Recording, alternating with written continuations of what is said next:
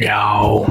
Um, yeah. Especially yesterday, but um, today just indecision, and everyone's talking about um, yields and the dollar and how that's going to affect the markets. And I don't know if anyone mentions this, but I just feel like conservative money, or there's even been some money that have been on the sidelines and missed this whole move over the last 2 years. And we're looking to get into the markets, anticipating, or maybe try to get into the markets October and November, anticipating lower rates, maybe even getting a little speculative with cryptos and lower to low caps, mid caps. And then that's not coming to fruition. Interest rates coming back up again.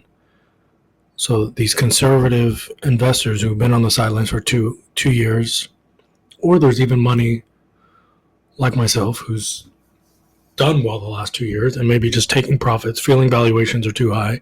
I mean, this is not me, but others in this boat, seeing yields at this price and just saying the math should play out that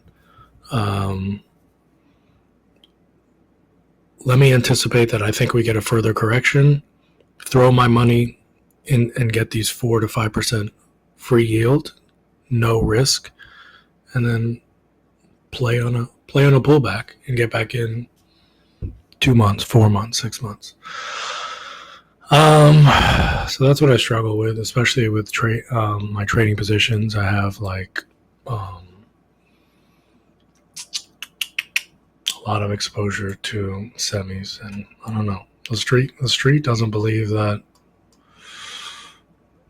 I don't know. There's cyclical headwinds, semis. I mean, I can't really wrap my head around the cyclicalness of semis. Like, if we're believing GPUs and the move into AI and how important these data centers and how vital it is for robotics and efficiency and just this movement through all big cap tech, why is this cyclical? But there's also talk where, like, is there real returns to be had?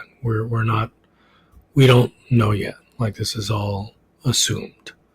But I'll put my money on it that wow, we have gone green on the Nasdaq. So what I wanted to look at, why I'm trying to stay bullish here, is looking at this the weekly on the SPX, and this looks pretty bullish, man. Like, it's just bouncing off. What is this? The 20-day? It's just like a little correction. And as I've been saying on recent videos, where the Santa Claus rally doesn't really get going till the last 2-3 days. We saw it, not today, not yesterday, but we saw a pretty good move. What was it, January 2nd or January 3rd? Obviously, we'd like to see the rut get going, and the setup is there, and you want to see a breakout over a 4 or 5 year consolidation, you can call it. And then you know it's on. A massive fucking move. And this is a pretty sizable pullback.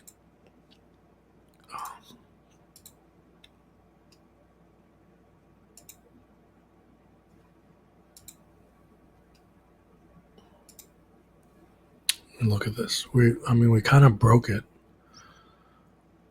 Stop and go, and then, or go and stop, and let's see it go. There's so much room to go. When this breaks out, the rut could go to 2,800, 3,000, 3,200. And then the other thing is, as I've been mentioning a lot lately, so at least we're seeing yields pull back significantly. So this was this morning for like 497. Everyone's concerned about 5. We've seen a pretty nice pullback. It's bouncing off 4.9. There's bids there. But that's a pretty nice move down on the 30. 10-year, people are talking about 475 as a concern. We've seen a decent pullback there, but the dollar pretty much holds. This looks like it wants to go up again. Yeah, that's about it. I mean, I think I need to stay bullish here. I think I need to stay bullish. January should be good. I want to say institutions or big money who have taken tax harvesting or taken their losses already in December. Like I feel like a lot of that is played out. Now, obviously, I need to weigh in that institutions are just getting bearish, and yields aren't going to come down, and the DXY isn't going to come down, and they're concerned about Powell only giving us like one cut, and they're just like, this year is going to be like a neutral year, or maybe in the second half it'll look like a buying opportunity. Also, as a contrarian play, it's like all the big financial firms who give estimates throughout the year, like our mid-year targets, our end-of-the-year targets.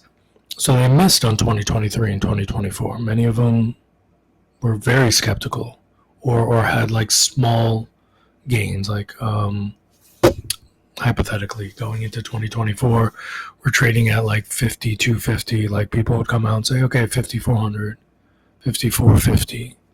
We can see like 7-8% gains. 2023 was a great year already. We probably can't match that.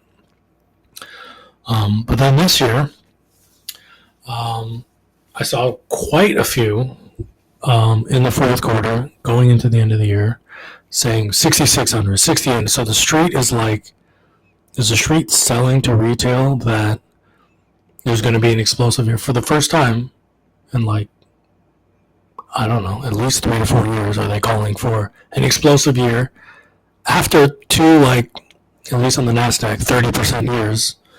And they're going to continue. Now they're going to come out of the woodworks and call for another ridiculous year, 25, 30% gain. So I have that on my mind as a contrarian play. Like, why are they now getting bullish? Like, either you're stupid and you've missed the fucking boat, now you're getting bullish, or you're trying to make a play on retail after these two, like, 30% years.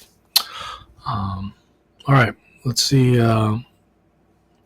Trying to get a bid here, trying to get a small rally here with yields maybe topping out. All right, let's get it.